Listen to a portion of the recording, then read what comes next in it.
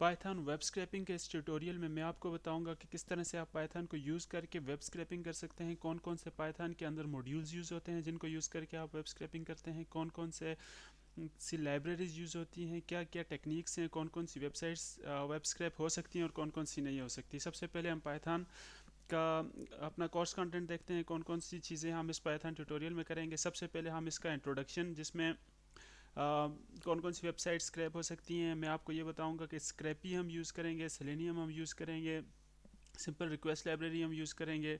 इसके अलावा beautiful soup, XPath, CSS selectors वगैरह को डिस्कस करेंगे, जिससे आपकी बिल्कुल पाइथन वेब स्क्रैपिंग की बेस बन जाएगी। इसके बाद हम बेसिक सिंटैक्स की तरफ जाएंगे। सिंटैक्स क्या है? सिंटैक्स बेसिकली हम पाइथन को की बेसिक इंट्रोडक्शन है, जिसमें हम पाइथन कि किस तरह से इफ एल्स स्टेटमेंट्स किस तरह लिखते हैं, लूप्स किस तरह बनाते हैं, फॉर लूप, वाइल लूप को डिस्कस करेंगे। उसके बाद फर्स्ट सबसे पहले डाटा टाइप्स देखेंगे। डाटा टाइप्स में हमारे पास लिस्ट को डिस्कस करेंगे, डिक्शनरीज को डिस्कस करेंगे, वेरिएबल्स को किस तरह असाइन करते हैं, इसके अलावा फ्लॉट्स को, इंटीजर्स को, इन सारी चीज़ों को हम डिस्कस करेंगे। फिर फंक्शंस पे जाएंगे, फंक्शंस के बाद क्लासेस पे। ये बात आप जहन में रखें कि each and everything about Python में इस ट्यूटोरियल में डिस्कस नहीं करूँगा। क्यों? इस वजह से कि जब भी आप W3 स्कूल्स या पाइथन की ऑफिशियल डॉक्यूमेंटेशन में जाएंगे तो आपको बहुत सारी डिटेल पाइथन के हवाले से मिल जाएगी। अगर आप इंटरेस्टेड हैं तो आप वहाँ से जाके सीख सकते हैं। अदरवाइज़ मैं ये समझता हूँ, मेरे 2-3 साल के एक्सपीरियंस से मैंने ये सीखा है कि ईच एंड एवरीथिंग आपको किसी एक स्पेसिफिक फील्ड के लिए ज़रूरत नहीं पड़ती है। अगर आप वेब स्क्रैपिंग कर रहे हैं, जो ये चीज़ें मैं आपको बताऊंगा, अगर सिर्फ आप उनको फॉलो करेंगे तो आप बेहतरीन तरीके से वेब स्क्रैपिंग कर सकते हैं। और हर वेबसाइट जो भी आपको, अगर आप फ्रीलांसिंग कर रहे हैं या आप अपने किसी प्रोजेक्ट के लिए कर रहे हैं, तो आप वेब स्क्रैपिंग कर सकते हैं। इसलिए चूंकि पाइथन के अंदर बहुत सारी लाइब्रेरीज हैं, तो हर टेक्निक आपको सीखने की और हर डिटेल आपको जानने की ज़रूरत नहीं है। जो बेसिक चीज़ें वेब स्क्रैपिंग के हवाले से हैं वो मैं आपको इस ट्यूटोरियल में डिटेल से समझा दूंगा। ठीक हो गया? फिर हम बेसिक सिंटैक्स के बाद हम जाएंगे स्क्रैपी पे। रिक्वेस्ट लाइब्रेरी सबसे पहले, जो कि बिल्कुल बेसिक है, जो सबसे पहले हम डिस्कस करेंगे। फिर मैं आपको बताऊंगा कि क्यों हम स्क्रैपी यूज़ करते हैं, और स्क्रैपी रिक्वेस्ट के होते हुए हम स्क्रैपी क्यों यूज़ करते हैं। फिर हम सेलेनियम पे जाएंगे, सेलेनियम को थोड़ा डिस्कस करेंगे कि कौन कौन सी वेबसाइट्स सेलेनियम के ज़रिए स्क्रैप होती हैं। ठीक हो गया? इसके बाद हम चलते हैं अपने, कौन सा आपने डाउनलोड करना है IDE। आपके पास मुख्तलिफ बहुत सारी ऑप्शंस हैं। मैं रिकमेंड करूँगा आप पाइचाम डाउनलोड कर लें, एनाकोंडा नेविगेटर कर लें या एटम कर लें। अगर आपके पास विंडोज़ है तो मैं रिकमेंड करूँगा कि आप एनाकोंडा नेविगेटर डाउनलोड कर लें, जिसके अंदर एक पावरफुल टर्मिनल, एनाकोंडा का अपना पावरफुल टर्मिनल है, जिसको एनाकोंडा नेविगेटर बोलते हैं, एनाकोंडा टर्मिनल।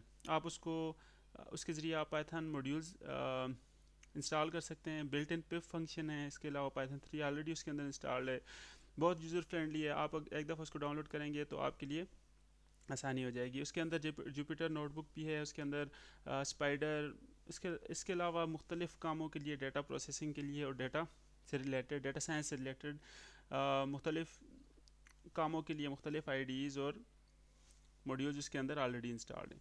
इसके अलावा पाइचाम है, पाइचाम एक हैवी IDE है, आप इसको भी इंस्टॉल कर सकते हैं। ये ऑल इन वन है, ये एक बहुत ब्रॉड लेवल पे भी यूज़ किया जाता है, और आप सिंपल लर्निंग के लिए भी इसको डाउनलोड कर सकते हैं।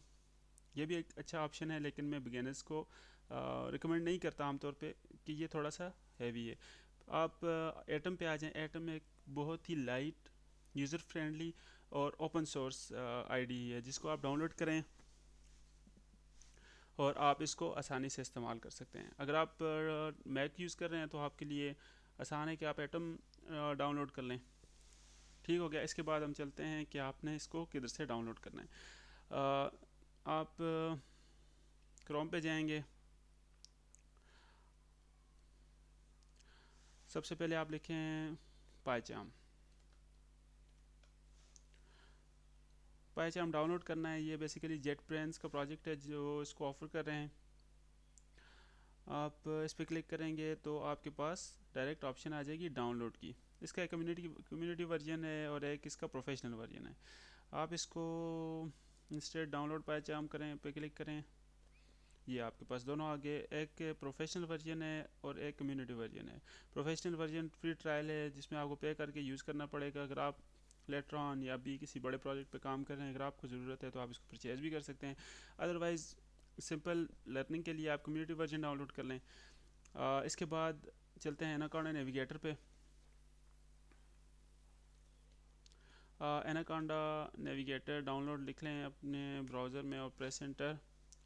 आपको फर्स्ट जो anaconda.com इसकी ऑफिशियल वेबसाइट है जिस पे आपको इंडिविजुअल एडिशन मिल जाएगा। डाउनलोड के ऊपर क्लिक करें, ये आपको नीचे ले आएगा विंडोज़, मैक ओएस और लिनक्स। अगर आपके पास विंडो है तो विंडो, और मैक ओएस हो तो मैक ओएस, लिनक्स है तो लिनक्स। पाइथन 3.8 64 वर्जन भी अवेलेबल है, 32 वर्जन भी अवेलेबल है। इनमें से कोई एक भी डाउनलोड कर लें, एक पूरा पैकेज आपके पास डाउनलोड हो जाएगा जिसमें आपके पास मुख्तलिफ आईडीज़ हैं। जब भी आप उसका आइकन डबल क्लिक करके ओपन करेंगे तो उसके अंदर आपको सारे के सारे आईडीज़ और एडिटर्स सारे के सारे एडिटर्स आपको मिल जाएंगे। फिर इसके बाद है एटम, जो कि मैं ख़ुद भी यूज़ कर रहा हूँ। बहुत लाइट है, यूज़र फ्रेंडली है और ओपन सोर्स है, जो कि आपके लिए बहुत अच्छा है अगर आप मैक ओएस यूज़ कर रहे हैं या कोई भी दूसरा जिसमें आपको टर्मिनल बिल्ड इन है, लिनक्स या मैक ओएस। तो देखते हैं इसको कैसे डाउनलोड करना है। आपने atom.io पे जाना है या आप सिंपल एटम डाउनलोड लिखें तो आपके पास सबसे ऊपर यही आएगा। atom.io की वेबसाइट पे जाना है। ये सारे लिंक्स मैं वीडियो की डिस्क्रिप्शन में डाल दूंगा, आप डाउनलोड कर सकते हैं वहाँ से जाके। डाउनलोड पे क्लिक करेंगे, डाउनलोड हो जाएगा। और इस तरह का एक नीचे, जैसे मेरे पास अभी आप एरो को देख लें, ये नीचे एक इस आइकन से एक फ़ाइल आपके पास डाउनलोड हो जाएगी, उसको आपने इंस्टॉल करना है। ठीक है, इसके बाद आपने पाइथन आईडीज़ आपके पास इंस्टॉल हो गए। अभी हम नेक्स्ट हमने क्या करना है, नेक्स्ट हमने सबसे पहले बेसिक सिंटेक्स देखेंगे। बेसिक सिंटेक्स बेसिकली क्या है? बेसिक सिंटेक्स एक ऐसी चीज़ है जिससे आपको ये पता चलता है कि आपने पाइथन को लिखना कैसे है। ठीक है, आपने इफ़ एल्स स्टेटमेंट्स किस तरह से लिखनी है, आपको कौन कौन सी कंडीशंस जो आप स्टेटमेंट्स के अंदर देते हैं वो कैसे देनी है, फिर आपने लूप्स को किस तरह से बिल्ड करना है। बहुत ज़्यादा डिटेल ईच एंड एवरीथिंग में मैं नहीं जाऊँगा, बेसिक्स ओवरव्यू आपको दूंगा अलॉन्ग द वे। जब हम इसको फर्दर सीखते जाएंगे तो हमारे ये कंसेप्ट भी साथ साथ स्ट्रांग होते जाएंगे। ठीक हो गया। इसके बाद वेब स्क्रैपिंग का इंट्रोडक्शन है। वेब स्क्रैपिंग का इंट्रोडक्शन में मैं आपको वो सारी चीज़ें, request modules, beautiful soup, LXML, headers किस तरह से यूज़ करते हैं, प्रॉक्सीज कैसे यूज़ करते हैं, पेलोड्स कैसे डालते हैं रिक्वेस्ट के ऊपर, जितनी भी चीज़ें हैं वो सारी सारी इसके अंदर हम इंट्रोडक्शन करेंगे उनका। उसके बाद फिर हम स्क्रैपी पे जाएंगे।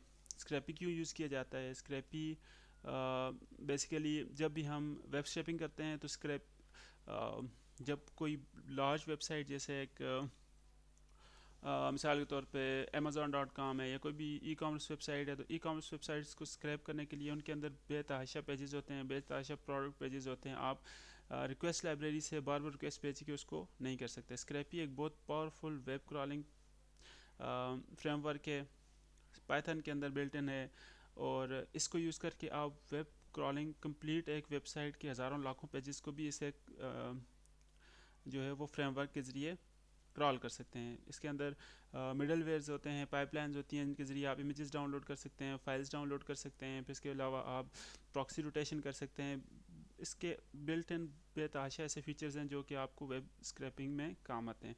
इसके बाद है selenium. Selenium basically web automation के लिए बनाया गया था, और इसका मकसद ये था कि वेब एप्लीकेशन को टेस्ट किया जाए। लेटर ऑन अभी इसको बहुत ज़्यादा वेब स्क्रैपिंग के लिए भी यूज़ किया जाता है। बहुत सारी वेबसाइट्स ऐसी हैं जो कि डायनामिक होती हैं। ये चीज़ भी मैं आगे अपने लेक्चर्स में डिस्कस करूँगा कि कौन सी वेबसाइट डायनामिक होती है। एज एन एग्जांपल मैं आपको स्क्रैपी और सेलेनियम और रिक्वेस्ट की कुछ एग्जांपल देता हूँ। सबसे पहले चलते हैं रिक्वेस्ट के लिए। ये एक वेबसाइट है,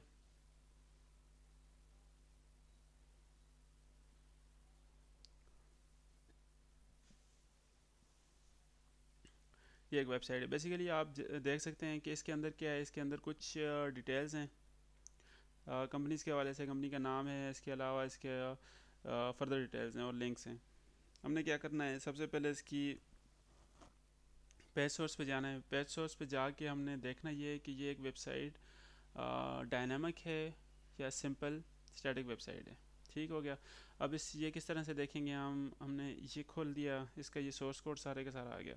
सिंपल आपने करना ये है कि जैसे ये 9 के यूज़र जनरेटर एंटरटेनमेंट लिखा हुआ है, इसको मैं इसके ऊपर सर्च करता हूँ, यूज़र जनरेटेड एंटरटेनमेंट। ये आपको नज़र आ रहा होगा कि ये 9 के यूज़र जनरेटेड एंटरटेनमेंट आपको इस HTML कंटेंट सोर्स के अंदर मिल चुका है। दैट मीन्स कि ये एक स्टैटिक वेबसाइट है।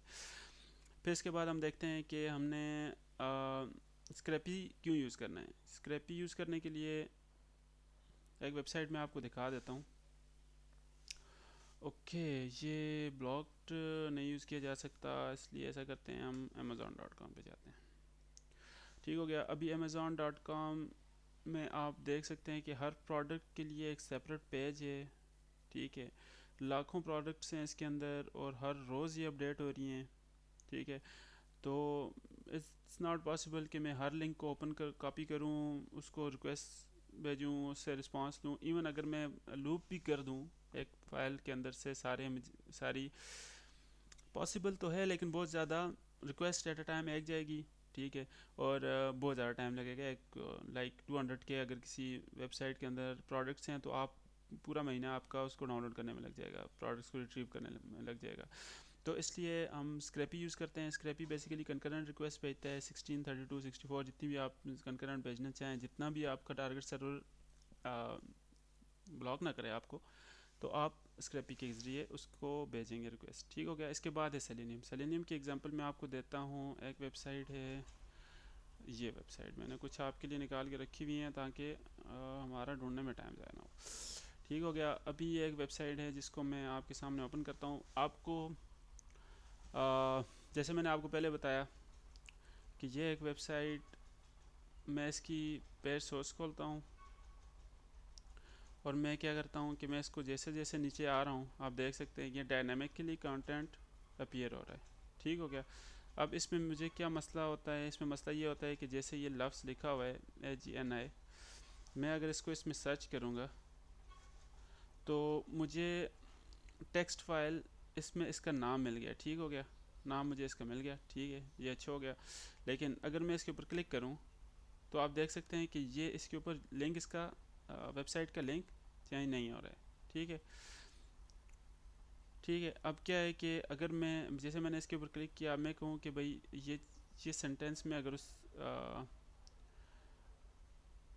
जो इसका सोर्स है उसमें मैं ओपन करूँगा तो ये मुझे नहीं मिलेगा। क्यों? इसकी वजह ये है कि बेसिकली मैं आपको एक और चीज़ बताता चलूँ कि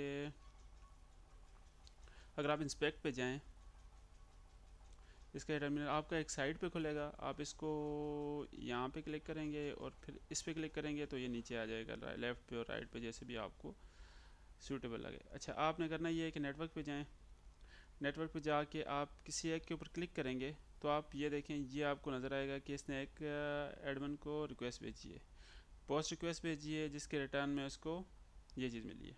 ये देखें, ये इसके साथ सर्वर के साथ रियल टाइम में कम्युनिकेशन कर रहा है। मैं अब इस सेकंड पर क्लिक करूँगा तो ये एक और रिक्वेस्ट भेजेगा, ये इसने सेकंड रिक्वेस्ट भेजी है, ये देख सकते हैं आप। इसका मकसद ये है कि ये बेसिकली रियल टाइम में डाटा को लोड कर रहा है, डायनामिक कंटेंट है, आपका लिंक चेंज नहीं होता। अगर आपने इस तरह की वेबसाइट को स्क्रैप करना है तो आप स्क्रैपी के ज़रिए नहीं कर सकते, आप सेलेनियम के ज़रिए भी, सॉरी, रिक्वेस्ट के ज़रिए नहीं कर सकते। स्क्रैपी और स्क्रैपी से कर सकते हैं, लेकिन उसकी अंदर एक एडवांस मॉड्यूल है जिसको कहते हैं स्प्लैश, या सेलेनियम स्क्रैपी के अंदर भी यूज़ हो सकता है, जिसके ज़रिए आप इसको स्क्रैप करते हैं। लेकिन सिंपल स्क्रैपी के ज़रिए आप इसको स्क्रैप नहीं कर सकते हैं। और अगर क्लिक करना है आपको तो फिर आप इसको स्क्रैपी से नहीं कर सकते, क्योंकि मैं इसको क्लिक करके अपीयर हो रहा है ये, इस वजह से मुझे इसको स्क्रैप करने के लिए सेलेनियम यूज़ करना पड़ेगा।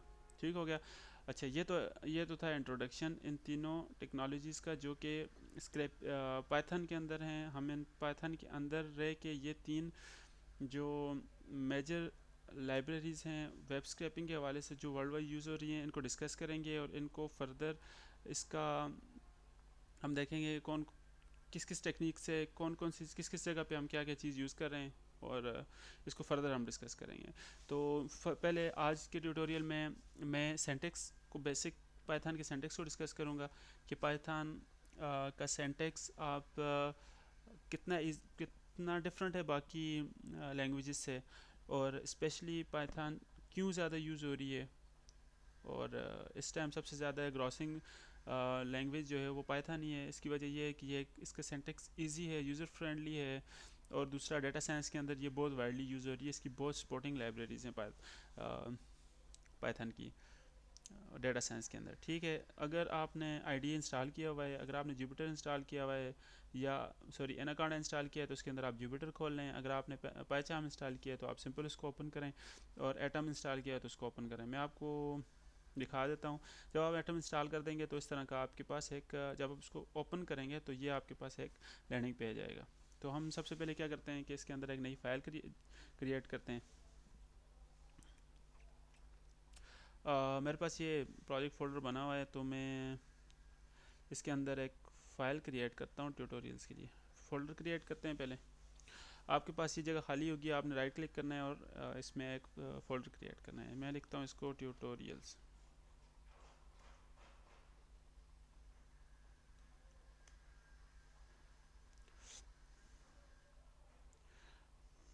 इसके स्पेलिंग गलत कर दिया मैंने।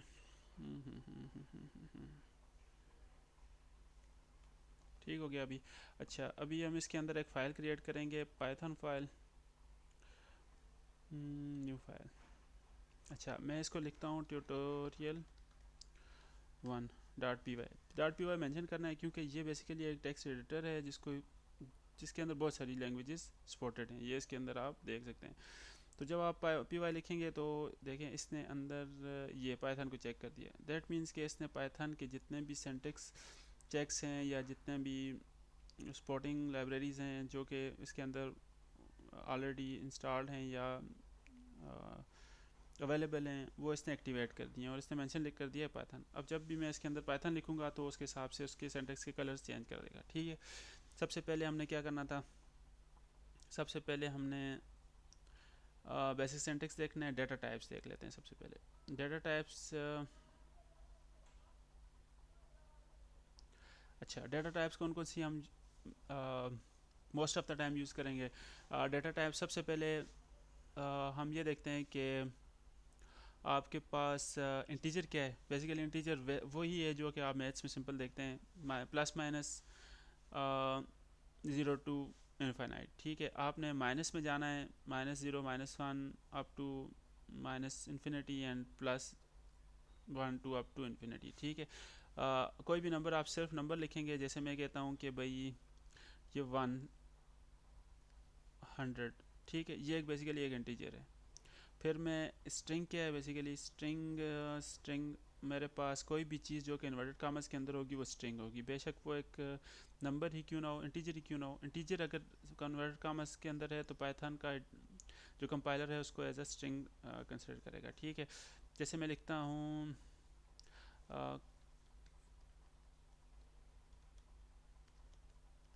Brown fox jumps over the lazy dog. ठीक है, ये बेसिकली ये क्या स्ट्रिंग है।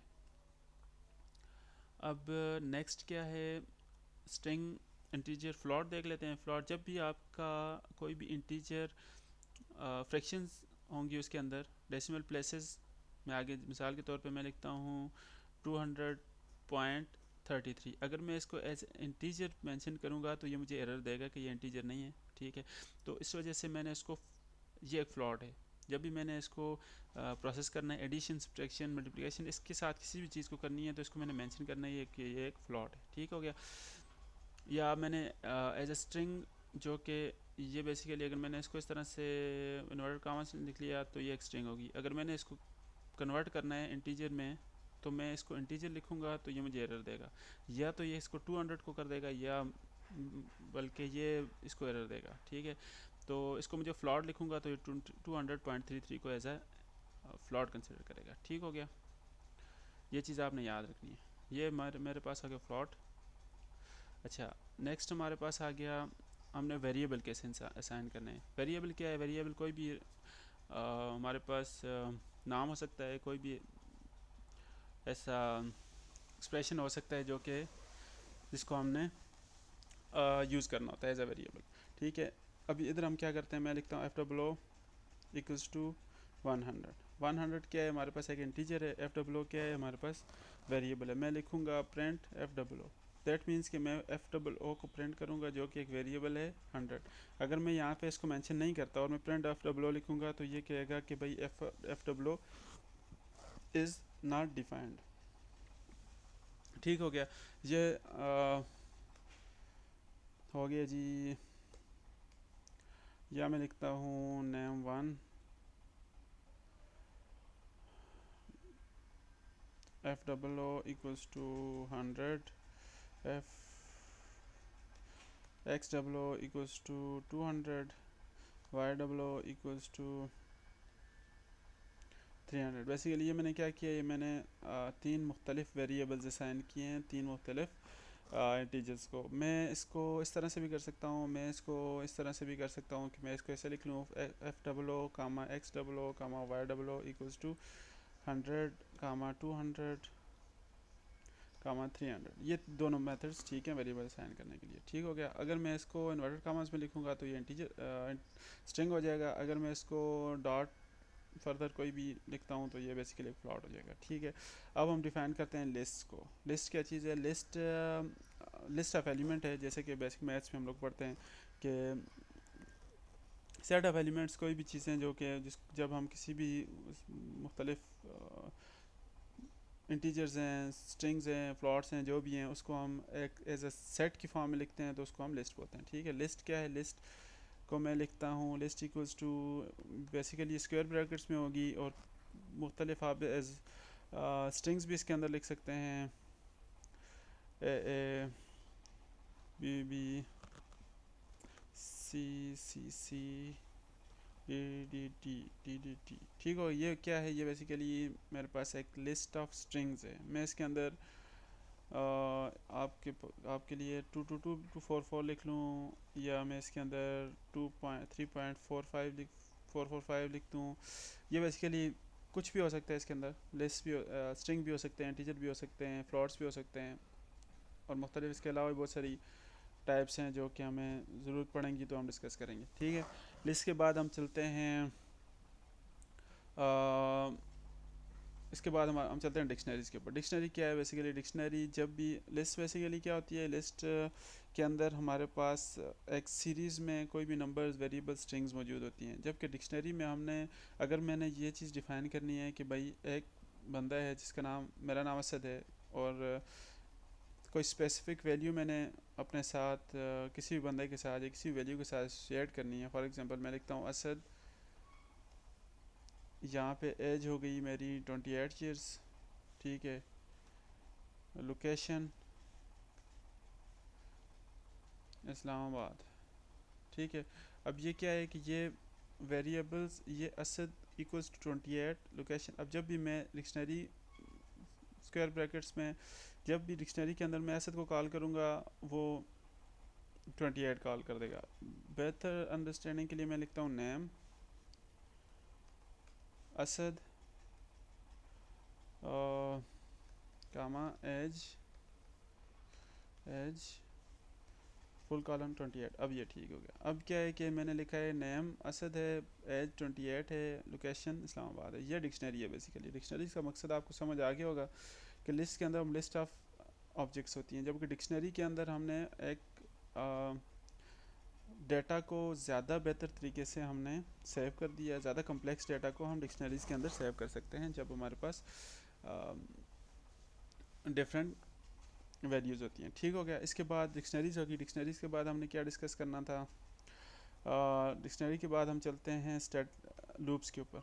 लूप्स क्या हैं? लूप्स बेसिकली हमारे पास, चलें इसके साथ साथ आपके अंडरस्टैंडिंग के लिए मैं एक अदद अपना टर्मिनल खोल लेता हूँ। अगर आपके पास विंडोज़ है और आपने एनाकोंडा नेविगेटर किया है तो आपके पास आप स्टार्ट में जाएंगे और जाके एनाकोंडा नेविगेटर सर्च करेंगे। Anaconda terminal, sorry anaconda terminal search करेंगे तो आपके पास एनाकोंडा टर्मिनल आ जाएगा, आप उसको ओपन करें, इसी तरह का आपके पास एक टर्मिनल खुल जाएगा। विंडो के अंदर कमांड लाइन टूल मौजूद है, लेकिन वो इतना पावरफुल नहीं है, इतना यूज़फुल नहीं है। मेरा एक्सपीरियंस इसके साथ इतना अच्छा नहीं रहा, बहुत फ्रेंडली नहीं है। तो बेहतर यह है कि एनाकोंडा नेविगेटर आपके पास है तो आप एनाकोंडा टर्मिनल ओपन करें, उसके अंदर पिप इंस्टॉल्ड है, पाइथन इंस्टॉल्ड है, तो आपके लिए सिंपल आसान हो जाएगा। ठीक है, अब क्या करते हैं इसमें। अच्छा, अभी मैं ऐसा करता हूँ, इस फाइल को रन करता हूँ। फाइल के लिए मुझे जाना पड़ेगा इसकी डायरेक्टरी में जाने का टर्मिनल के अंदर नेविगेशन का तरीका ये है कि किसी भी फोल्डर के अंदर आपने जाना है तो आप सी डी लिखें।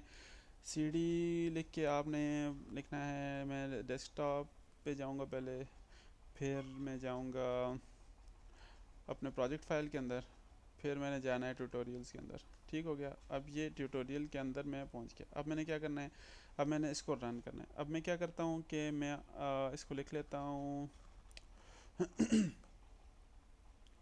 अच्छा, ठीक हो गया, अब मैंने इसको रन करना है तो क्या होगा देख लेते हैं।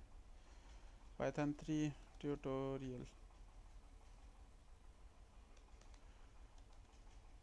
डॉट पी वाई, अब इसने क्या किया, 100 लिखा है और कुछ भी इसने प्रिंट नहीं किया। ठीक है, चूँकि मैंने इसको प्रिंट करने का कुछ भी नहीं कहा सिवाय इसके। ठीक है, अब इसने क्या किया, एफ डब्लो को हमने 100 असाइन किया था, इसने क्या किया, एफ डब्लो को 100। अब एक चीज़ माइंड में रखें कि पहले मैंने एफ डब्लो को अगर 200 भी असाइन किया हो, चूँकि जो पाइथन कंपाइलर है वो रो बाय रो इसको प्रोसेस करता है, पहले इसको फिर इसको फिर इसको। अगर मैंने एफ डब्लो को 200 इधर असाइन किया हुआ है और एफ डब्लो को 100 इधर असाइन किया हुआ है, तो ये जब इस यहाँ से लेके यहाँ तक अगर इसमें कहीं भी एफ डब्ल्यू यूज़ होगा तो ये इस वैल्यू को यूज़ करेगा, लेकिन जब ये यहाँ पे पहुँच गया या इसके बाद जितनी भी वैल्यूज़ जहाँ जब ये एफ डब्ल्यू कॉल होगा तो उसकी वैल्यू 100 ही कंसिडर करेगा। ठीक है, रो बाय रो प्रोसेस होगा, तो ये एक आपने ये बात याद रखनी है। ठीक हो गया, अब नेक्स्ट क्या करते हैं, अब हम चलते हैं स्टेटमेंट्स के ऊपर। एफ एल स्टेटमेंट सबसे पहले कर लेते हैं। अब ऐसा करते हैं, हम इसको मिटा देते हैं, ये वेरिएबल्स हमें ज़रूरत पड़ेंगे आगे भी। ठीक हो गया, अभी हमने क्या करना है, सबसे पहले एफ एल स्टेटमेंट देखते हैं। एफ एल स्टेटमेंट का मकसद क्या होता है कि अगर हमारे पास मल्टीपल कंडीशंस हैं जो कि हमने चेक करनी है, कि मैंने पहले एक कंडीशन चेक करनी है, अगर वो ट्रू है तो फिर हम दूसरे पे जाएंगे, दूसरी ट्रू है तीसरी पे जाएंगे। ठीक हो गया, तो हम क्या करते हैं, सबसे पहले बेसिक एफ एल स्टेटमेंट लिखते हैं। F W is greater than F W is greater than let's say Y W. ठीक है, वाई डब्ल्यू क्या है मेरे पास, वाई डब्ल्यू 300 है, एफ डब्ल्यू क्या है, एफ डब्ल्यू 100 है। ठीक है, ओके सॉरी। ठीक है, अब मैं क्या करता हूँ, प्रिंट एफ डब्ल्यू, सॉरी, अब प्रिंट के अंदर ये प्रिंट बेसिकली एक फंक्शन है, पैरेंथेसिस में लिखेंगे, इन्वर्टेड कामस के अंदर जो चीज़ भी लिखेंगे वो एज स्ट्रिंग कंसिडर की जाएगी। ठीक है, इन्वर्टेड कामा के बगैर भी लिखेंगे तो वो एज वेरिएबल कंसिडर करेगा। अगर आपने डायरेक्ट इंटीजर लिख लिया, सम केसेस जुपिटर के अंदर वो एरर देता है कि भाई आप इंटीजर को नहीं प्रिंट कर सकते डायरेक्ट, उसको भी आप एज स्ट्रिंग प्रिंट करते हैं। और बाज़ एटम के अंदर ओके, बाज़ जगहों पे ये इस तरह का कुछ भी प्रिंट फंक्शन जो है वो एरर नहीं देता है, तो इसलिए अगर आपको एरर देता है तो आप एज अ स्ट्रिंग प्रिंट कर लें, वो उसका तरीका मैं आपको भी बता देता हूँ। ठीक हो गया, प्रिंट में आपने क्या करना है, प्रिंट में लिखता हूँ, प्रिंट के इन्वर्टेड कामस के अंदर आप कुछ भी लिख लें, उस पर ना कोई सिंटैक्स एरर आएगा, कुछ भी नहीं आएगा, क्योंकि वो एज ए स्ट्रिंग कंसिडर होगा और एज इट इज़ प्रिंट कर देगा। इसमें मैंने लिखना है फो वेरिएबल फू लिख लेते हैं, variable F W is greater than Y W. ठीक है, अब मैं क्या करता हूँ, मैं इसमें लिखता हूँ else print variable foo is either equal और स्मॉलर देन वाई डब्ल्यू। ठीक हो गया, अब इसमें आप कॉमन सेंस देखें कि एफ डब्ल्यू अगर इससे बड़ा है तो ये या तो एफ डब्ल्यू वाई डब्ल्यू से बड़ा होगा, या उसके बराबर होगा, या उससे छोटा होगा। ये तीन कंडीशंस वेरिएबल के अंदर होती हैं, इसके अलावा कोई कंडीशन नहीं हो सकती, पॉसिबल नहीं है। ठीक है, तो अब क्या होगा कि एफ डब्ल्यू अगर वाई डब्ल्यू से बड़ा होगा तो ये प्रिंट करेगा F W is greater than Y W. अब इसको प्रिंट करके देख लेते हैं।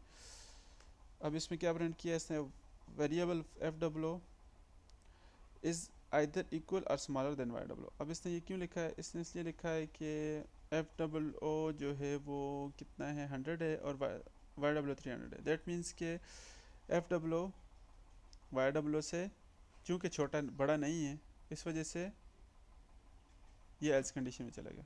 ठीक है, क्योंकि इससे छोटा है, मैं अब इसको लिख लूँ कि हम्म अच्छा अच्छा, ये condition F F W is less than Y W print variable F W is greater than. अब मैं क्या करता हूँ, मैंने लेस देन लिख लिया है तो मैं लिखूँगा variable F W is less than Y W. ठीक है, जो कि ट्रू भी होगा चूँकि छोटा ही है। ठीक है, अब क्या है कि अब इसने देखें ये क्या लिखा है, चूँकि ये कंडीशन ट्रू है, एफ डब्लो वाकई में वाई डब्लो से छोटा है, तो इस वजह से ये इसने लिख लिया variable F W is less than Y W. ठीक है, ठीक हो गया, ये चीज़ समझ आ गई। अब क्या करना है कि if F W is greater less than, अब एक से ज़्यादा कंडीशंस भी हो सकती हैं। अब मैं मुझे ये भी हो सकता है कि मुझे डिफरेंट तरीक़ों से दो डिफरेंट कंडीशन को प्रोसेस करना हो।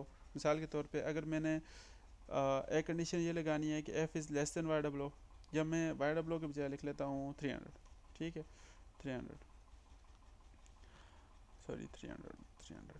ठीक है, अब सेकंड कंडीशन में मैंने एक और कंडीशन लगानी है कि हो सकता है एफ़ डब्लो जो है वो ग्रेटर देन 100 हो और मैंने उसको डिफरेंट तरीके से प्रोसेस करना है।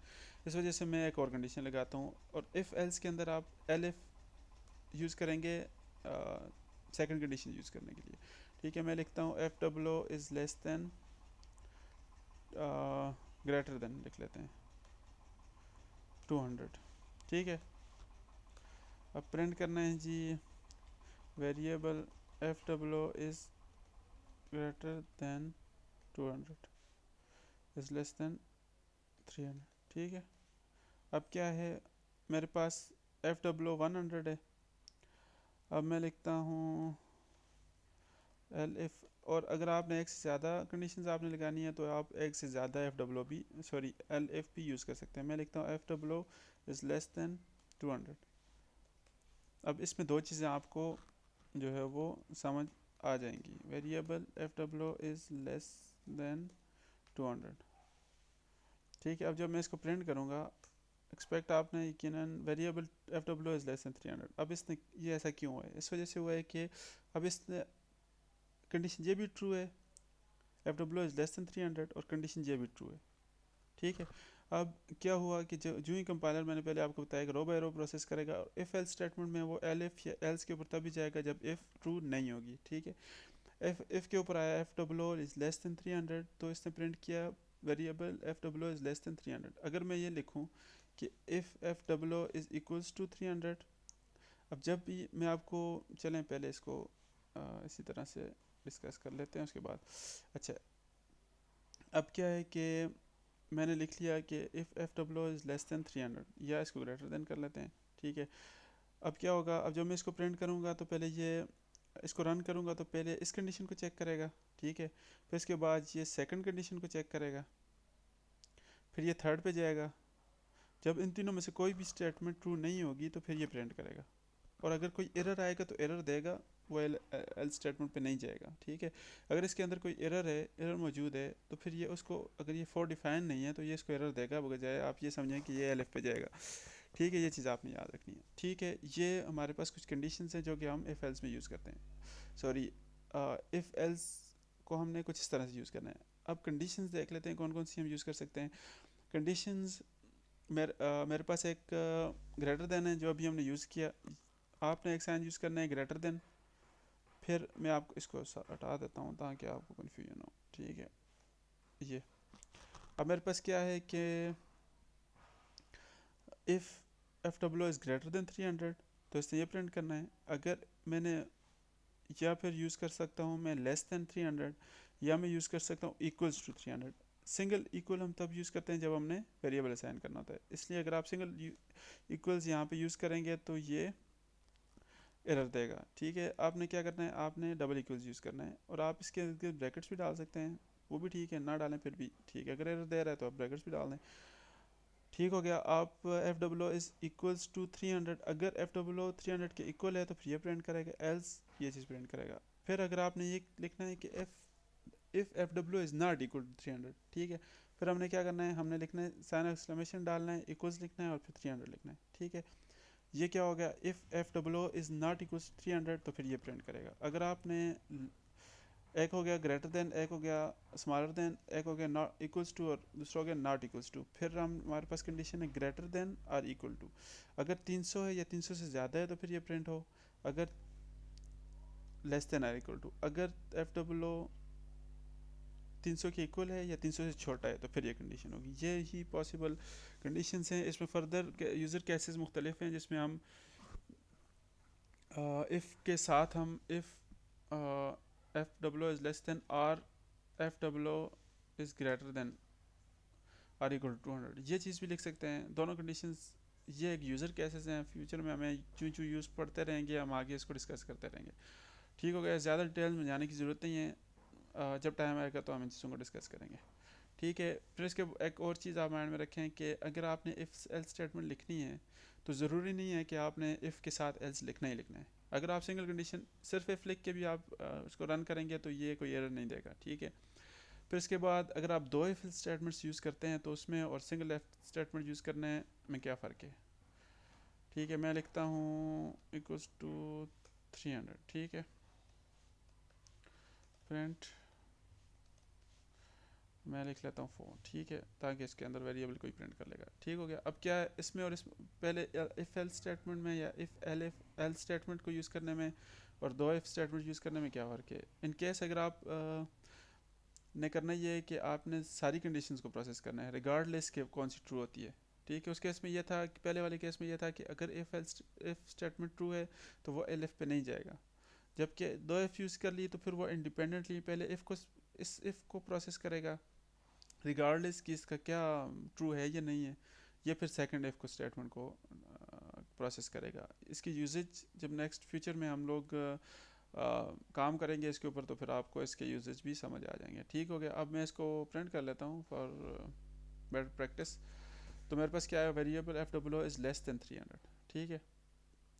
इसमें क्या F W is less than 300, ठीक है। अब मैं क्या कहता हूँ, मैं दोनों स्टेटमेंट्स को ट्रू कर देता हूँ, ठीक है। दोनों स्टेटमेंट्स ट्रू हैं। अब क्या होगा, मैं इसको प्रिंट करूँगा, दोनों चीज़ें प्रिंट कर दी। इसने variable F W is less than 300 print कर लिया और मैंने इसमें एफ डब्ल्यू लिखा था तो इसने 100 भी प्रिंट कर दिया। ठीक हो गया। ये चीज़ आपको समझ आ गई। इसके अलावा किसी भी किस्म का आप स्टेटमेंट्स के हवाले से आपको कोई भी क्वेश्चन है तो आप मुझसे कमेंट में पूछ सकते हैं, मैं आपको आंसर कर दूंगा, ठीक है। अब इसके बाद हम चलते हैं इफ एल स्टेटमेंट्स की आप प्रैक्टिस कर लें। मैं इसको यहाँ से रिमूव कर देता हूँ। नेक्स्ट हमने जाना है लूप्स के ऊपर। लूप फर्स्ट लूप हम जो यूज़ करेंगे, जो डिस्कस करेंगे वो है फॉर लूप। फॉर लूप क्यों यूज़ करते हैं, फॉर लूप हम यूज़ करते हैं इस वजह से कि हमारे पास जब भी कोई लिस्ट है और लिस्ट को आइट्रेट करना है, हमने वन बाय वन एलिमेंट को प्रिंट करना है या वन बाय वन एलिमेंट को प्रोसेस करना है, तो हमने फॉर लूप यूज़ करना है, ठीक है। फॉर लूप के अंदर हम कंडीशंस यूज़ कर सकते हैं, लेकिन हम लोग फॉर लूप को उसी टाइम यूज़ करेंगे जब हमारे पास लिस्ट होगी, ठीक है। ये बहुत ज़्यादा हम यूज़ करते हैं फॉर लूप। वाइल लूप भी इसके बाद हम वाइल लूप डिस्कस करेंगे। वाइल लूप भी बहुत ज़्यादा यूज़ होता है, लेकिन फॉर लूप भी आपके यूज़र केसेस तक है। लेकिन ये है कि लूप्स आपका का आइडिया जो है वो और आपका कंसेप्ट क्लियर होना चाहिए। लूप्स बहुत ज़्यादा यूज़ होते हैं, ठीक है। फॉर लूप में हमने क्या करना है, फॉर लूप में हमने एक लिस्ट को प्रिंट करना है। इसके लिए हमने क्या करना है, हम लिखेंगे, इसका सिंटेक्स क्या है, फॉर एलिमेंट इन लिस्ट। अब ऊपर मैंने एक लिस्ट डिफाइन की थी आपके सामने, ये एक लिस्ट है, ठीक है। तो लिस्ट क्या है कि double triple A 244 3.44 triple D, ये एक लिस्ट हमने ऊपर डिफाइन की थी। हमने क्या करना है, एलिमेंट इन लिस्ट। ये मैं क्यों लिखता हूँ एलिमेंट, लिखने का मकसद ये है कि ये एक लिस्ट है और इसके अंदर ये एलिमेंट है, ठीक है। पहले एलिमेंट को मिसाल मैंने एक वेरिएबल असाइन कर दिया, ठीक है। मैं लिखता हूँ प्रिंट एलिमेंट। अब मैंने इसको लिख लिया तो अब ये क्या करेगा, इसको प्रिंट कर देगा।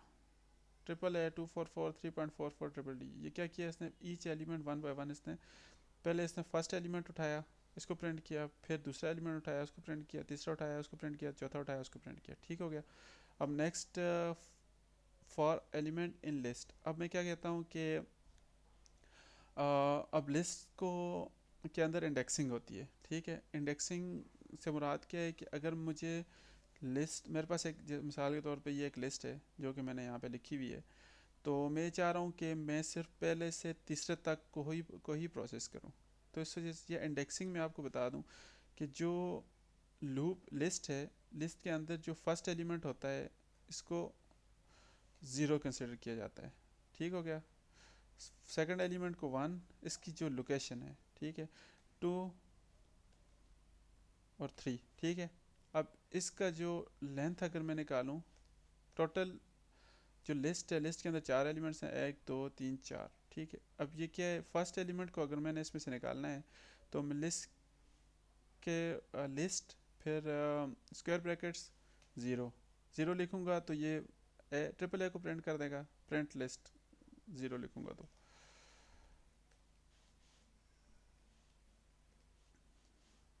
ठीक है। और एक और चीज़, अगर आपने किसी भी अपने कोड के अंदर कोड को या किसी भी लाइन को आपने कमेंट करना है, आप ये चाह रहे हैं कि वो जो है वो प्रिंट ना हो या प्रोसेस ना हो, तो आप उसके पीछे हैशटैग डाल दें तो ये कमेंट हो जाएगा। या आप ज़्यादा मोर देन वन रोज़ हैं, आप सबको अलग अलग से कमेंट नहीं कर सकते, तो आप सिंपली इसके गिर्द तीन कॉमर्स डालेंगे तो स्टार्ट में भी और एंड में भी, तो सारे का सारा कमेंट हो जाएगा, वो प्रोसेस नहीं होगा। ठीक है। अब मैंने क्या किया, प्रिंट लिस्ट ज़ीरो लिखूंगा मैं तो। अब इसको सेव कर लेते हैं, और रन करने से पहले आपने सेव करना है, सेव नहीं करेंगे तो फिर आपके पास वही चीज़ आ जाएगी। ठीक। ठीक। अब इसने क्या किया है कि मैंने चूँकि इसको कमेंट नहीं किया तो इसने इसको एज अ वेरिएबल इसने कहा है कि भाई इसका सिंटैक्स ठीक नहीं है, ये गलत जगह पे लिखा हुआ है। ठीक है, इसको मिटा दिया मैंने। अब इसको प्रिंट करते हैं। अब इसने क्या लिखा है, ट्रिपल है। ठीक है। अब इसका मकसद क्या है कि ये लिस्ट का फर्स्ट एलिमेंट इसने प्रिंट किया। इसी तरह मैं वन लिखूंगा तो ये प्रिंट करेगा, टू लिखूंगा ये प्रिंट करेगा, थ्री लिखूंगा तो ये प्रिंट करेगा। ठीक हो गया। अब मैंने ये बताने का मकसद ये था कि जब भी लूप आप कर रहे हैं किसी भी चीज़ को, किसी भी लिस्ट को, तो आपको ये पता होना चाहिए कि आप जब लिस्ट लिखेंगे तो सारे के सारे एलिमेंट्स को प्रोसेस करेगा। अगर आप ये चाहते हैं कि सिर्फ पहले से लेके ज़ीरो से लेके ज़ीरो मेंशन कर दें फिर भी ठीक है। अगर आप कुछ भी मेंशन नहीं करेंगे तो स्टार्ट से करेगा। ठीक है। पहले से तीसरे तक कर रहे हैं, ज़ीरो वन टू थ्री, ये तीसरा है इसका। ठीक है। बेसिकली काउंटिंग में चौथा है, ज़ीरो से स्टार्ट होगा तो ये तीसरा होगा। ठीक है। अब क्या होगा कि ये सारे एलिमेंट्स को करेगा। मैं टू लिखूंगा तो ये पहले तीन को करेगा, वन लिखूंगा पहले दो को करेगा। ठीक हो गया। और अगर मैं ज़ीरो लिखूंगा तो फिर भी ये इसको कर देगा, लेकिन ये एज अ लिस्ट कंसिडर करेगा फर्स्ट एलिमेंट को। ठीक है। ये ए फिर ए, ये स्ट्रिंग को ही लिस्ट कंसिडर करेगा, ना कि इस लिस्ट को, जो कि हम फ्यूचर में डिस्कस करेंगे ये कैसा क्यों है। ठीक है। आपने लूप के अंदर एक लिस्ट को जो है वो करना है, देना है। ठीक है। और फिर उसको फर्दर प्रोसेस करना है कि भाई हमने उसके साथ करना क्या है। ठीक है।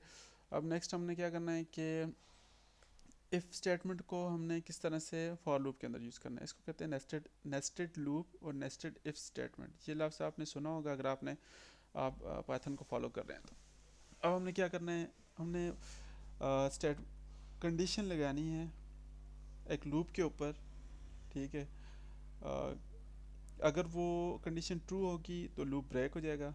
ठीक है। अदरवाइज़ नहीं ब्रेक होगा। ठीक है। हम इसका मकसद यूज़ करने का, यूज़र केसेस हम आगे डिस्कस करेंगे, हमारे ये चीज़ें यूज़ होंगी। मैं चूँकि पिछले 2 ढाई साल से ये चीज़ें कर रहा हूँ और मैंने पाइथन सेल्फ लर्निंग की है, तो मेरा ये एक्सपीरियंस है कि हर चीज़ जो कि डॉक्यूमेंटेशन के अंदर है वो हमें प्रैक्टिकल लाइफ में ज़रूरत नहीं पड़ती। तो इसलिए उसके ऊपर ज़्यादा ध्यान देने की या बहुत ज़्यादा हर चीज़ को डिटेल में स्टडी करने की ज़रूरत नहीं है। आप प्रैक्टिकली जब भी करेंगे तो आपके कंसेप्ट क्लियर हो जाएंगे। ठीक है। अब हम क्या करते हैं, फॉर लूप के अंदर मैं एफ स्टेटमेंट लगाता हूँ। If element is equal to triple A, sorry triple A नहीं करते, 244 ब्रेक। ठीक है। अब मैंने ऐसी चीज़ लिख ली। अब मैं क्या करता हूँ कि मैं इसको रन करता हूँ। अब इसने क्या किया है कि इसने ट्रिपल ए को प्रिंट किया है, हालांकि लिस्ट सारी मैंने इसको दी थी, लेकिन इसने सिर्फ ट्रिपल ए को प्रिंट किया फर्स्ट एलिमेंट को। सेकंड जो ही इसके ऊपर पहुंचा है तो इसने इसको ब्रेक कर दिया। ठीक है। ये मेरे बेसिकली एक नेस्टेड इफ स्टेटमेंट है। इसके ऊपर आप प्रैक्टिस करेंगे तो आपको इसका बेहतर कॉन्सेप्ट आपके क्लियर हो जाएंगे। ठीक है। फिर इसके बाद हम चलते हैं वाइल लूप के। वाइल लूप क्या है, बेसिकली वाइल लूप हम यूज़ कर रहे हैं कि जब भी हमने कोई कंडीशन सेटिस्फाई करनी हो, कोई भी हमारे पास कंडीशन है, मिसाल के तौर पे मैं ये कहता हूँ कि फॉर एग्ज़ाम्पल आज क्लास है, क्लास के अंदर मैं कंडीशन ये लगाता हूँ कि भाई आपने 2 बजे तक, ये 40 मिनट के कंप्लीट होने तक क्लास में सब स्टूडेंट्स ने बैठे रहना है, दैट इज़ अ कंडीशन। ठीक है। इसको, ये तब तक क्लास के स्टूडेंट्स क्लास के अंदर रहेंगे जब तक वो 40 मिनट कंप्लीट नहीं होते। ठीक है। इसी तरह वाइल लूप का कंसेप्ट बेसिकली यही है कि भाई हमने 40 मिनट को स्टार्ट करना है ज़ीरो से। ठीक है। मैं कहता हूँ x इक्वल्स टू ज़ीरो, फिर मैं कंडीशन लगाता हूँ if while x is less than or equal to 40। ठीक है। जब तक टाइम 40 मिनट पूरे नहीं हो गए, ठीक है, प्रिंट मैं कहता हूँ इसको प्रिंट कर लो काउंट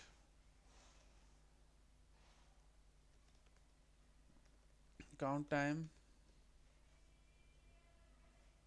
और एक से ज़्यादा अगर आपने चीज़ें लिस्ट प्रिंट करनी है तो आप सिंपली एक के बाद कामा लिखेंगे और दूसरी लिखेंगे तो वो चीज़ें प्रिंट होती जाएंगी। ठीक है। अभी हम क्या करते हैं, प्रिंट, ये मैंने क्या लिख लिया है, काउंट। ठीक हो गया, काउंट टाइम कामा, और नेक्स्ट क्या लिखना है, एक्स। सही हो गया। अभी क्या है कि अब मैंने नेक्स्ट क्या करना है, हमने इसको प्रिंट करना है, और नेक्स्ट अब क्या होगा, एक्स ज़ीरो है, X is less than equal to 40, print count time comma X. अब क्या होगा कि जब एक्स ज़ीरो इसके पास आएगा, ये चेक करेगा कि 40 से छोटा है, ये इसको प्रिंट कर देगा। लेकिन ये चूंकि छोटा ही रहेगा, अगर हमने इस पर इंक्रीमेंट ना किया तो ये चलता रहेगा, ये कभी भी रुकेगा नहीं। ठीक है। प्रिंट करता रहेगा ये ज़ीरो को ही। इसलिए हम क्या करते हैं, X plus equals to one कर देते हैं। अब दो तरीके हैं इसको लिखने के, एक्स वैसे सी प्लस प्लस अगर आपको आती है तो उसके अंदर सी प्लस प्लस लिखते हैं बेसिकली वन इंक्रीमेंट के लिए। और जब भी हम पाइथन के अंदर हमने इंक्रीमेंट करना होता है लूप के अंदर, तो या तो हम एक्स प्लस इक्वल्स टू लिख सकते हैं, या हम लिख सकते हैं X equals to X plus one. ठीक है। दोनों केसेस में X plus two, X plus three, जितने भी आप इंक्रीमेंट करना चाहते हैं तो आप कर सकते हैं, दोनों ट्रू हैं। ठीक है। अब ऐसे करते हैं, हम इसको रन करते हैं, देखते हैं क्या आता है। अब ये आप देख सकते हैं, अब इसने लिखा है कि ज़ीरो से स्टार्ट हुआ है। ठीक है।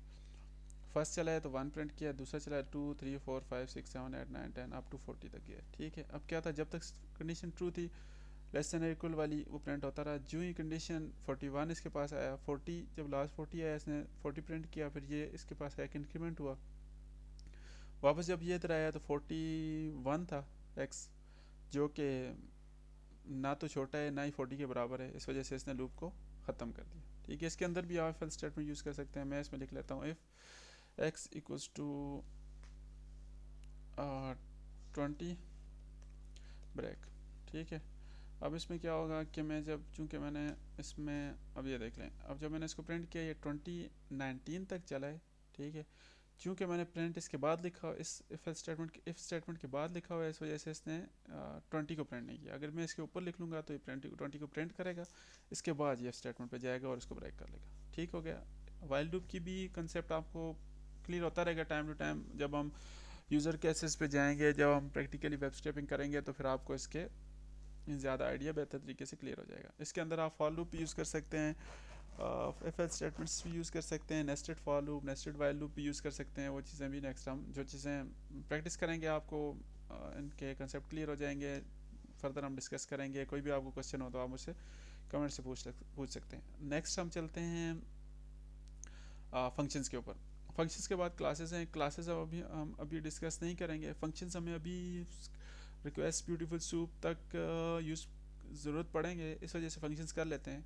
और जो क्लासेस हैं, क्लासेस इंशाल्लाह हम करेंगे जब हमारे पास स्क्रैपी, जब हम स्टार्ट करेंगे तब हम क्लासेस करेंगे, क्योंकि स्क्रैपी जो प्रोजेक्ट है उसके अंदर क्लासेस यूज़ होती हैं। उससे पहले क्लासेस को डिस्कस करना मेरे ख्याल में फ़ायदा नहीं है, कि जब तक हम स्क्रैपी तक पहुँचेंगे आपको क्लासेस भूल जानी है। तो इसलिए बेहतर ये है कि हम तभी डिस्कस करें जब हमें उनकी ज़रूरत हो। ठीक है।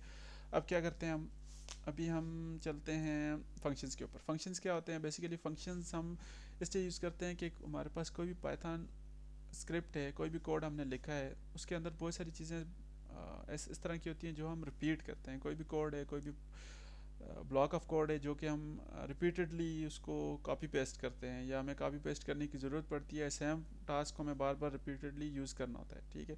तो हम बजाय इसके कि उसको बार बार लिखें, हम क्या करते हैं, फंक्शंस डिफाइन कर लेते हैं। ठीक है।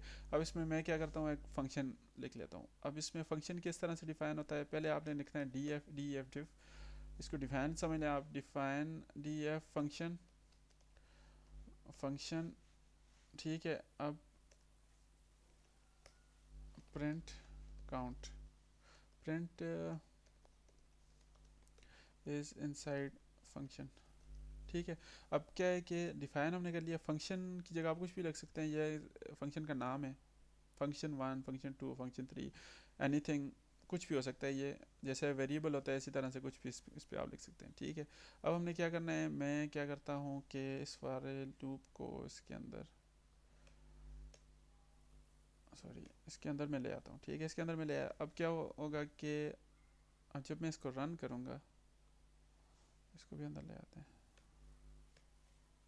ठीक है। अब मैं जब इसको रन करूँगा तो इसने कुछ भी प्रिंट नहीं किया। वजह वजह ये है कि भाई फंक्शन को जब तक आप कॉल नहीं करेंगे इसके अंदर में कुछ भी है तो वो रन नहीं होगा। मैं अब इसको कॉल करने का तरीका ये है कि आपने फंक्शन लिखना है और पैरेंथेसिस डाल देना है, ठीक है। अभी मैं इसको कॉल करूँगा तो इसने प्रिंट कर लिया, ठीक है। अब फंक्शंस का आपको पता चल, मकसद पता चल गया। मकसद ये है कि भाई ब्लॉक ऑफ कोड है कोई भी जिसको हमने बाद में यूज़ करना है, रिपीट करना है, तो फिर हम उसको फंक्शन के अंदर लिख लेते हैं ताकि हमें यूज़ करने में आसानी हो, ठीक है। और अपनी आदत बनाएंगे आप फंक्शन यूज़ करने की तो आपको आसानी हो जाएगी, आप इसमें यूज़ टू होंगे तो ये एक काफ़ी हैंडी टूल है पाइथन के अंदर, ठीक हो गया। अब इसके बाद फंक्शन के अंदर हम कुछ चीज़ें हैं, फंक्शन के अंदर फर्दर डिटेल्स हैं जिसमें हमने वेरिएबल, सॉरी हमने करना क्या है, हमने आर्गुमेंट्स पास करने, ठीक है। अब फंक्शन के अंदर मैं ये कह सकता हूँ कि अगर मुझे लिस्ट, चूँकि ये ग्लोबली डिफाइन हुई हुई है सारी चीज़ें, अगर कोई और फंक्शन है, मिसाल के तौर पे मैं कहता हूँ कि फंक्शन को मैंने कॉल करना है जो कि किसी फंक्शन एक्स, मैं लिखता हूँ स्टार्ट पोजीशन, मैंने इसको डिफाइन, इसको मैं रिमूव कर देता हूँ, ठीक है। और मैं कहता हूँ कि ये फंक्शन एक्स एक्स है, एक्स को मैंने इसमें पास करना है। और जब भी मैं, अब इसमें होगा क्या कि मैंने इसमें फर्स्ट वैल्यू चूँकि रिमूव कर दी जो कि एक्स इक्वल टू ज़ीरो थी, कहाँ से स्टार्ट होना था टाइम, तो उसको मैंने फंक्शन पे छोड़ दिया। अब एक्स के अंदर मैंने एक आर्गुमेंट पास करना है जिसके ज़रिए मैं इस लूप को बताऊंगा कि उसने कहाँ से कहाँ तक जाना है, ठीक है।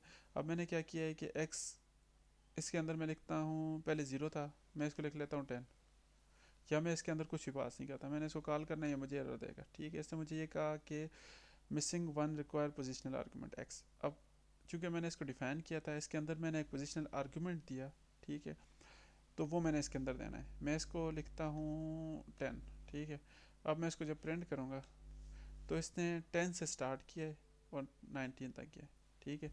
अब मैं इसको 20 लिखता हूँ तो दिस इनसाइड फंक्शन, ठीक है। 20 लिखा है इसने, first X less than 40, X equal to 20 था, इसने पहली ब्रेक कर दिया, ठीक है। लेकिन इसने ये बता दिया कि दिस इनसाइड फंक्शन, ठीक हो गया। अब ये मकसद है फंक्शन का, आपको आइडिया भी हो गया होगा फ्यूचर में जब हम इसको यूज़ करेंगे फ्रिक्वेंटली तो फिर आपको इसका बेहतर यूज़ और आपको इसका फ़ायदा भी समझ आ जाएगा, ठीक हो गया। फंक्शंस भी हो गए हमारे पास, वाइल लूप भी हो गए, फॉर लूप भी हो गया, सिंटैक्स भी हो गया, इफ एल्स स्टेटमेंट्स भी हो गई, और बेसिक इंट्रोडक्शन ऑफ स्क्रैपी और सेलेनियम भी होगा।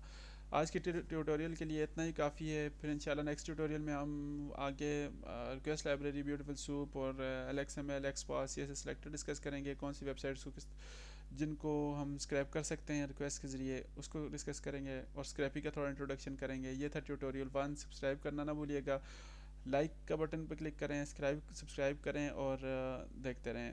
Follow up for second video. Have a nice day.